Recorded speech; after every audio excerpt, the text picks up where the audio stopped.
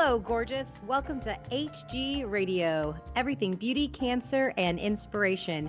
Here is your co-founder and host, Kim Becker. Hello, gorgeous, and thank you for joining us today. I'm your host, Kim Becker, and this is Hello, Gorgeous, everything beauty, cancer, and inspiration on Society Bites Radio, social interaction for the mind and soul. This episode is brought to you by Amplified Marketing Group. They specialize in affordable mobile solutions. They will get you noticed and help you retain customers. Check them out at yourphoneguy.com. Our guest today is Penny Brazo. Penny is a widow, a mom, a grandma, a two-time cancer survivor, living a busy life, but never too busy to walk beside someone with cancer. Hi, Penny. How are you today? I'm good, Kim. How are you doing? I'm well. Thank you so much for joining us. You are such an inspiration, and I'll tell you, I love having the opportunity to share stories like yours, because I think so many times when people get a cancer diagnosis, they think it's a death sentence. And so many times, it just in recent with the medical advancements and the research that they're doing, a cancer diagnosis isn't a death sentence anymore. And you can get through it and you can live a very full, healthy life after cancer. And so that's why I'm so excited to have you here today to share your story so that you can inspire our listeners. Well, I'm happy to be here. It was very nice of you to think of me. So tell me a little bit about share your first cancer diagnosis. My first cancer diagnosis was cervical cancer, and I was in my very early 40s and was given some options, and the one was a hysterectomy. And I thought, well, I didn't plan on having any more children at that age, and if I did that, I wasn't going to have to worry about cervical cancer or uterine cancer, and so I had a hysterectomy and took care of that problem. And then did you have to go through any type of treatment besides just the surgery? No, nothing at all. Okay. So then you had a cancer diagnosis the second time. So when did that happen? That was in 2001. And I found a lump. It was under my arm. So I'd had my mammograms and everything. It wouldn't show up. And so I thought, well, I better get this looked at, and it was stage 3 breast cancer. But the morning I was going to the doctor to see about it, I've always used this devotional, The Upper Room, and that day it happened to be about a woman who had cancer, but God told her she would survive to serve, and I claimed that, and I had peace that passed all understanding all through the whole thing. Wow. So with your second diagnosis, did you have to have more than just the surgery done that time? Oh, yes. I did 6 weeks of chemotherapy first because they said the less tumor material they had to cut through, the better it was. So I had Cytoxan and Adriamycin mixed together, 2 chemos, every 2 weeks for 6 weeks because they said I was a healthy person. I could handle that. And then I had a lumpectomy, and the surgeon was very surprised because when they got there, it was gone. Wow. I could tell where it had been. Yeah, he said he'd never seen anything like it.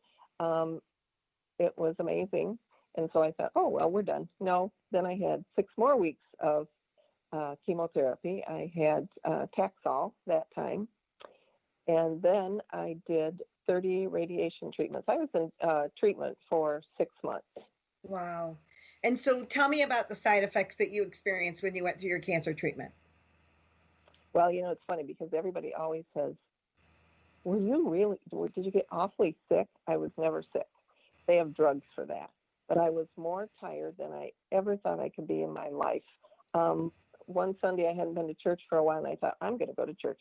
By the time I took a shower and got dressed, I went, I think I'll go to the couch. Couldn't do it. And I had a friend that came over and went away thinking that I was on my last legs because I was on the couch, and I could not raise my head. And it was just because I was that tired. So my advice to people. And on those days that you were that tired and you needed to do something, like what did you have to tell yourself that you needed to move? What was it that you had to tell yourself that you, like, what encouraging words, what self-talk did you use to tell yourself you knew this wouldn't be forever and that you would get past this and it would get better? Well, in the second chemo that I had after the radiation, it would follow a course. So I knew exactly what to do. I knew that I would get an infusion, and 3 days later, I was going to have to be on the couch for 24 hours. So he just did it. That one made the bone marrow expand, and it was just a really strange kind of hurting feeling. With the first two, that took a little getting used to, because this was something totally new. I was fortunate. I had so many people that walked beside me that I had one friend, she named herself my coordinator. So when I would have chemo, I never knew who was going to pick me up, but someone would pick me up and they would take me over there and they would stay with me and tuck me in with blankets. And usually they'd take me out to lunch. So it just got so it followed a pattern. But I just told myself, and this is the advice I give to people, you have to understand that your body is being attacked in two ways. You're being attacked by the chemotherapy and you're being attacked by the cancer. And right now, the most important thing in your life is you've got to rest. You have to do all you can to help your body. So I would just rest and drink lots of water. I was so afraid that I was going to get mouth sores. I'd seen a friend that had been through cancer and had those awful mouth sores. And they said, if you can keep your mouth clean and drink a lot of water. So I started drinking water, and I would just had to deal with it. That's the most important thing you have to do right then, is get yourself through that, and everything else can be put aside. And so share with our listeners. Now, you had shared with me that the doctor was very pleased because the very first type of cancer that you had was extremely rare and they just weren't sure. So can you share that story again? Well, when I had my breast cancer, was the doctor never told me. When I finished my treatment, went for that last visit, said, just go out and live your life. So I did. And it was 16 years later when I saw him for my annual checkup, and he said, I'm going to tell you something. The cancer that you had was very scary. It was scary for me. And when we finished, I would have thought your life expectancy would be 1 to 5 years. And that was 16 years later. And now I'm at 19 years. Wow. And those are the stories that I love to tell. Those are the stories that I love for my listeners to hear, because as I said at the beginning of the podcast, I think so many times people take it that a cancer diagnosis is a death sentence, and it's not. You can live through it, and you can live a very full life even after your cancer treatment. Now, I know you and I have chatted. Do you have ongoing side effects from your treatment from years ago? I do. I have my thumb and my first two fingers on my right hand are numb. That's because where my lump was where a bunch of nerves come together, and it got damaged a little bit.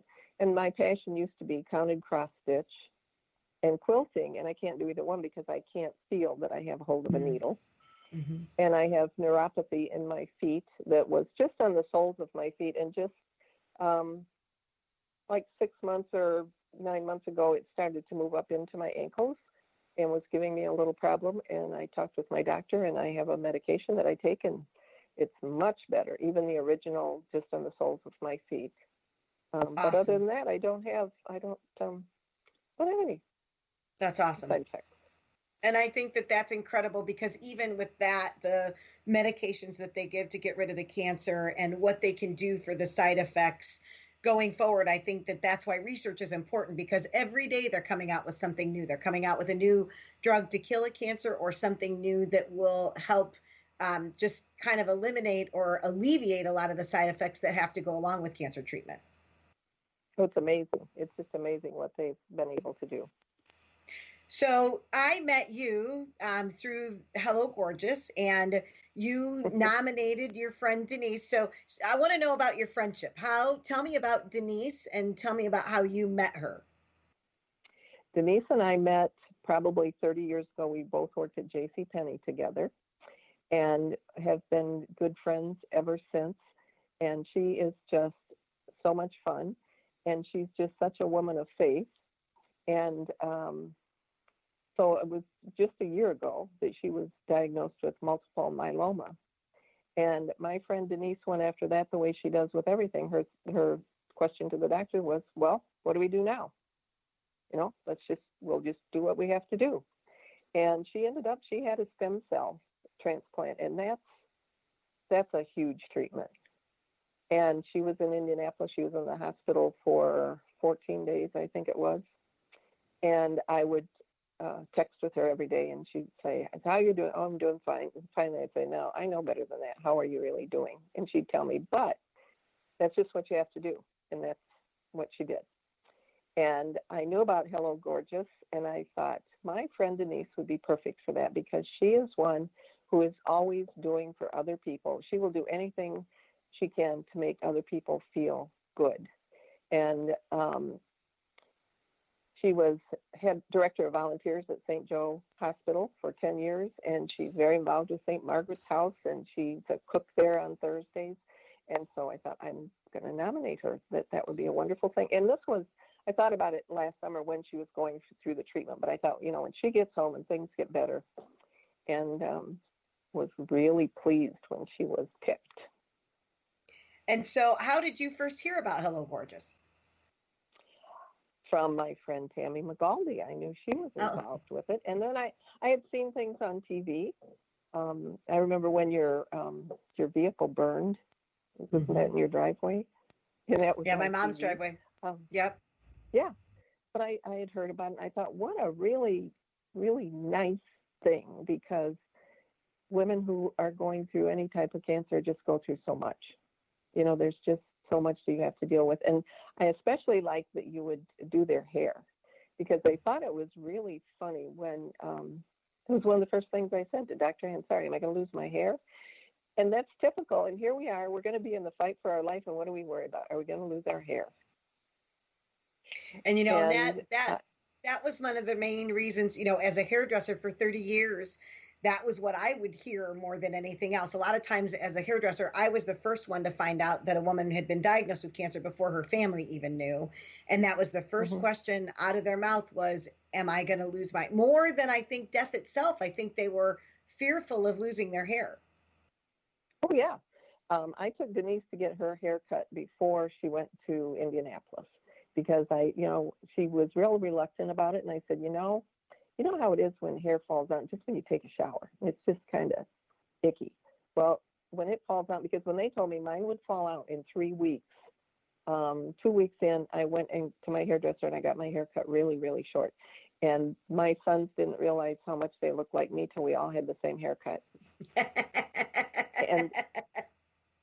and 3 weeks, it fell out, but I didn't have a mess to deal with. And so I talked Denise into doing it. And that's usually my suggestion to people is go and get it cut short, because then you also have some control when you do that. Well, and I think that I remember there was one time I had a lady that came in and she was experiencing what you had said, where it was falling out by the handfuls. And she just kept saying, this is just so bothersome, all of this hair. And she'd just come in for a wig fitting. I actually wasn't doing anything else except just making sure that her wig was on right and maybe just to trim up the bangs on the wig. And so as we sat there and we chatted, and I said, this is an option for you, is that you can cut your hair short underneath, we can buzz it. And I said, it won't prevent it from falling out, but at least you'll just have the little pieces that were there. And she didn't know. So I'm so grateful that you took Denise and you encouraged her, because you don't know what you don't know. And the doctor's jobs are to cure the cancer. I always say my job is to make sure you look really good while you're going through the cancer. But so as this woman sat there, that's what I did was we shaved her head, and she left so much happier, because even though the hair was still falling out, it was just little itty bitty pieces. It wasn't that long, cumbersome hair that was there. And so again, what you offered, Denise, is priceless, because the people they don't think about it, and they don't know what to do. Mm-hmm. Well, I think that's what God meant when he said I would survive to serve, is I've been given the privilege to walk beside so many women.